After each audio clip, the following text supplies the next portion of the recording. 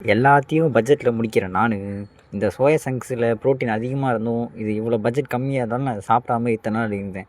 அதுக்கு காரணம் இதில் இருக்க மண்ணா என்னமோ ஒரு மாதிரி நரன்னு இருக்கும், பிடிக்காது. அதுக்கப்புறம் இதை வந்து என் ஃப்ரெண்டுக்கிட்ட சொல்லும்போது, ஏய் அதை அப்படி சமைக்கலாம் இப்படி சொல்லணும்னு சொல்லிட்டு அதை எப்படியோ அதுக்கு முட்டு கொடுக்குறா, தூக்கி வச்சு பேசுகிறா. அப்படி என்னதான் இருக்குது சொல்லிட்டு நல்லா ஒரு 4 மணி நேரம் ஊற வச்சேன். அதுலேருந்து மண்ணா என்னமோ தெரில, ஒரு மாதிரி நரன்னு வந்துச்சு. அதை ஒதுக்கி நல்லா புழிஞ்சி 4 மணி நேரம்லாம் ஊற வைத்தால. சரி பாருங்கள், நான் சிக்கன்லாம் நல்லா செய்வேன், அதே டேஸ்ட்டில் செய்யலாம்னு சொல்லிட்டு எடுத்துன்னு வந்தேன். ஆனால் வீட்டில் வெங்காயம் கம்மியாக இருந்த காரணத்தினால ஒரு வெங்காயத்தை போட்டு நல்லா வதன்னு வதக்கினேன். இதில் முக்கியமாக வதக்கிறதுல தான் உங்களோட டேஸ்ட்டே நல்லா தெரியும். அதனால் நல்லா செவ்வா நிறம் அப்படின்னு சொல்லுவாங்க.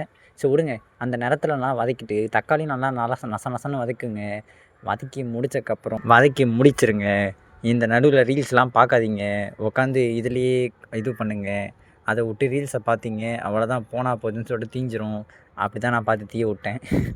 சரி விடுங்க, மன்னிச்சிருங்க. அப்புறம் கிடைக்கிற மசாலா எடுத்து போடுங்க. வீட்டில் எப்படியோ சிக்கன் மசாலா அந்த மசாலா கண்டிப்பாக இருக்கும். அதில் ஒரு கால்வாசி கூட வேணாம், ஒரு 5 கிராம் கூட வேணாம், ஒரு 3 கிராம் எடுத்து கொட்டுங்க. மிளகுத்தூள் இவன் ஒரு முக்கியமான பங்கு வகிப்பான், அதனால் இவனை கொஞ்சம் போட்டுக்கோங்க. சளிலாம் பிடிக்காத சீக்கிரம் நல்லாயிருக்கும். அப்புறம் இது என்ன பவுட்ருன்னு தெரில, அந்த பவுட்ரு தூக்கி அள்ளி போடுங்க. மோஸ்ட்லி பவுட்ரை கொஞ்சம் மோந்து பாருங்கள், நல்லா இருந்துச்சுன்னா போடுங்க அள்ளி. போட்டதுக்கப்புறம் இஞ்சி பூண்டு பேஸ்ட்டு இந்த இஞ்சி பூண்டு பேஸ்ட்டு போட்டுருங்க வெங்காயம் வதக்கிறதுக்கு முன்னாடி. அப்புறம் இந்த உப்பு எவ்வளோ போடணும்னு கேட்காதீங்க, லைட்டாக போடுங்க. நக்கி பாருங்கள், பத்தலையா இன்னும் கொஞ்சம் போடுங்க. இந்த 1 ஸ்பூன் 1/2 ஸ்பூன்லாம் வேணாம். அதுக்கப்புறம் நம்மளோட மெயின் டிஷ்ஷை இறக்குவோம்.